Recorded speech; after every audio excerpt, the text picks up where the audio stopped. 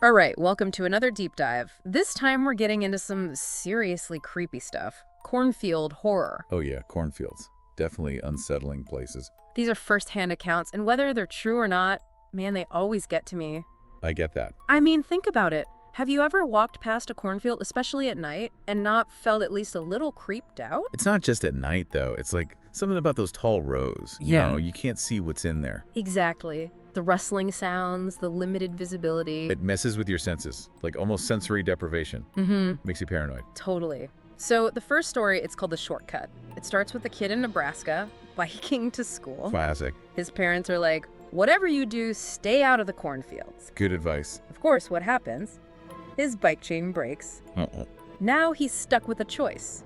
Walk all the way around, which will take forever, or... Take the shortcut through the cornfield. Yeah. And this is where so many horror stories start, right? Like that forced choice that puts you in a bad situation. You're trapped. You lose control. Right, and it makes you think, like, what are we afraid of losing control of? A lot of things. Anyway, he takes the shortcut, and the way the story's told, man, it really sets the mood. Like, the corn stalks closing in on him, the silence, feeling watched. It's not just being watched, though, right? It's the not knowing who or what is watching you. You can't see them, but you feel their eyes on you. I'm getting goosebumps just talking about this. Like, imagine you're walking down the street and feel someone looking at you. You can look around, identify them. Maybe it's nothing, maybe it's someone you know. But in a cornfield, You can't do that. Your mind goes wild. it's all in your head. Okay, so he's walking, and then there's this rustling sound. Wind? He tries to tell himself that, but it keeps getting louder, closer, like it's following him. That feeling, right? Like, you know something's wrong, but you're trying to explain it away. Happens to me all the time. Logically, you're like, it's probably just an animal, but But your gut's telling you something different. it's like those primal instincts, Like something deep down is warning you. Thousands of years of evolution. Can't ignore that. Well, in this case, he should have listened to his gut. He turns a corner and bam, there's a man standing there. Just like that. Just like that. Scratched up, clothes torn, and this creepy, raspy voice. What does he say? He offers to help, but in this really creepy way, Sends chills down your spine. And that description of the guy. Yeah. Scratched up, clothes torn. He doesn't belong there. Exactly. It's not like you'd expect to see another farmer or someone out for a walk. It makes it instantly threatening. And the kid, he's frozen with fear. But as soon as the guy takes a step closer, he bolts, drops his bike, and runs for his life. Smart move. The man chases him, yelling, "I just want to help." Can you imagine? Pure nightmare fuel. That chase through the cornfield, not being able to see. And the corn itself is like another obstacle. It's working against him. It's like the field is alive almost. Part of the horror. He manages to hide until dark, gets home, tells his parents. They go back to look for the bike. It's gone. No way. Weeks later, it reappears on their porch. Just there. No explanation. Spooky.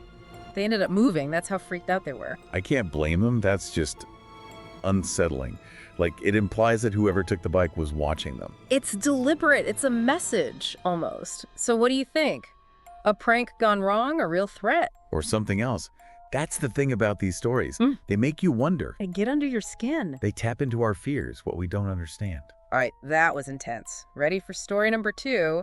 This one takes place on a family farm. Okay, I'm listening. Tell me more. Our narrator is an adult going back home to help his parents, and at first, things seem pretty normal. Normal for a farm, you mean? Yeah, but then he starts noticing this figure standing at the edge of the cornfield every evening. Just standing there. That's creepy. Right. And at first he thinks it's nothing. Maybe a neighbor or even a scarecrow. But it keeps coming back. Every night. And getting a little closer each time. Okay, now that's really creepy. Like, why not just go up to them and ask what they're doing? He thinks about it, but there's something about the situation, it just feels wrong. Like something's holding him back. Exactly. So he just watches and waits, but the figure keeps getting closer. This is building the tension, right? Like in a good horror movie, you know something bad's gonna happen. Finally, he decides he's had enough. He goes to confront this figure. About time. But as soon as he gets close, the figure turns and runs, vanishes into the cornfield. The cornfield again, like it's hiding something, protecting this figure. He tries to chase after them, but they're gone, just like that. Like a ghost.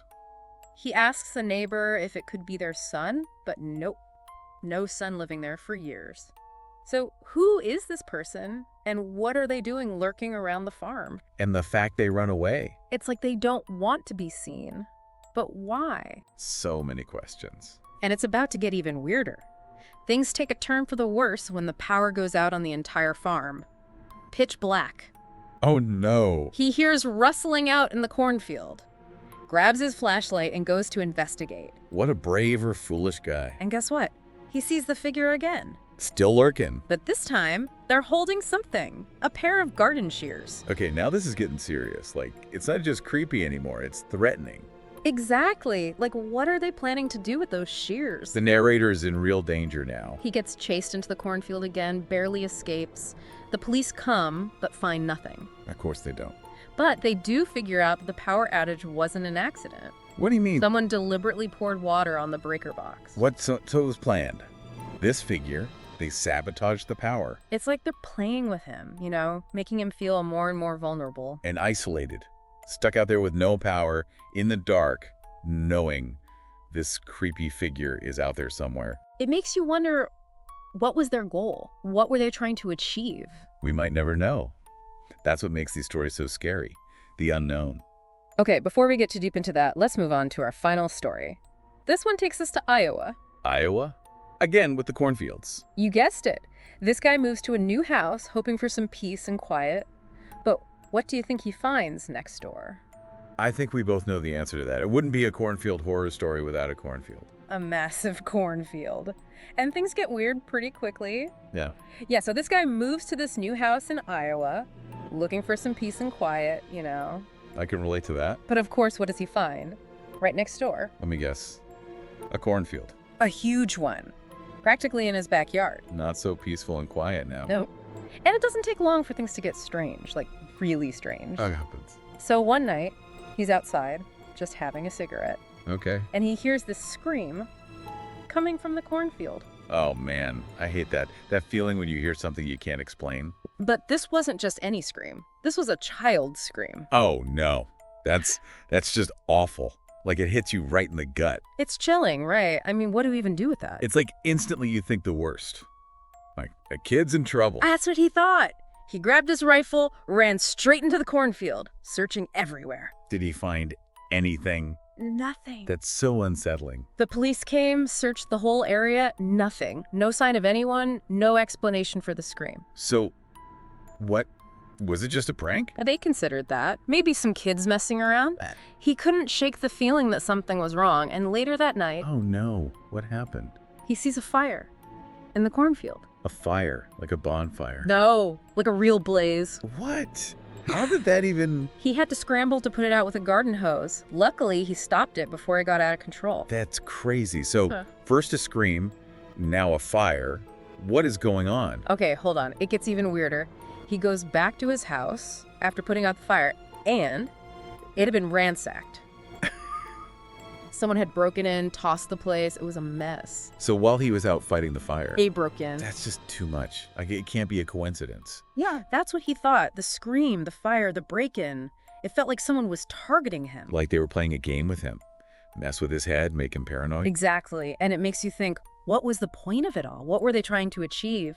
It's like each thing that happens is another layer of the nightmare, just when you think it can't get worse. It does. And that personal violation, like breaking into his house, Mm-hmm. it's not just a creepy presence out in the field anymore. It's right there in his home. It takes away any sense of safety you might have. It's terrifying. It really is.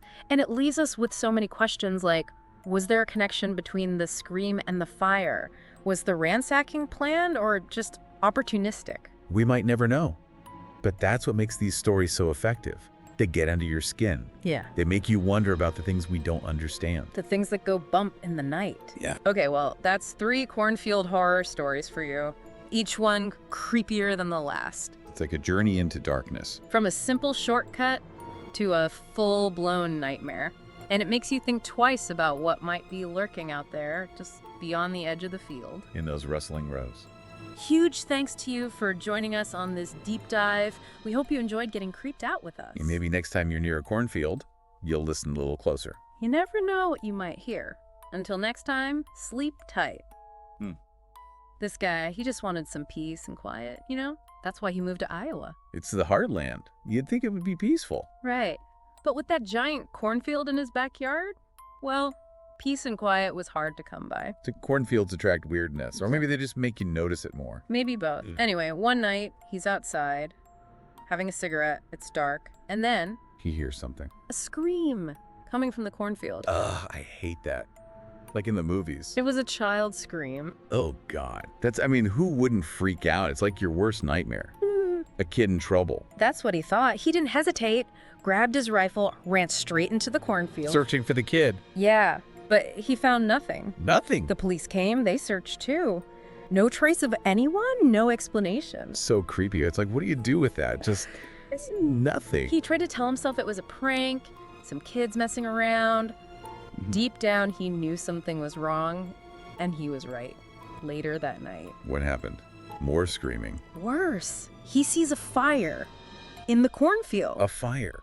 Yeah. Like someone set it on fire. A real blaze. He had to grab a garden hose and fight it himself. He put out a cornfield fire with a garden hose. He managed to stop it, luckily, but while he was doing that... Uh-oh.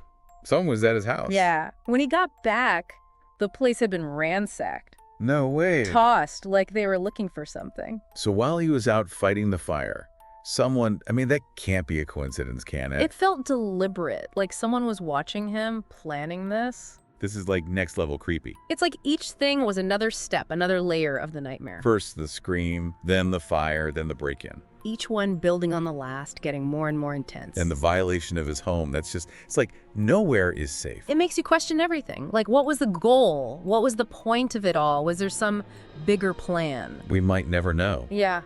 Maybe that's the point. The not knowing is what makes it so scary. It definitely makes you think about the things we don't understand, the things that might be out there, watching us, hiding in the shadows. In the cornfields. Well, that wraps up our deep dive into cornfield horror. 3 stories, each one creepier than the last. It's like we started with a simple shortcut and ended up in a full-blown nightmare. From rustling sounds to screaming kids to fires and break-ins, it's enough to make you sleep with the lights on. And avoid cornfields at all costs. Huge thanks to you for joining us on this journey into the dark side of rural America. We hope you enjoyed getting creeped out with us. And if you have any stories of your own, we'd love to hear them. Share them in the comments or send us a message. Maybe we'll feature them in a future deep dive. Until then, stay safe out there and watch your back in those cornfields. Sleep tight.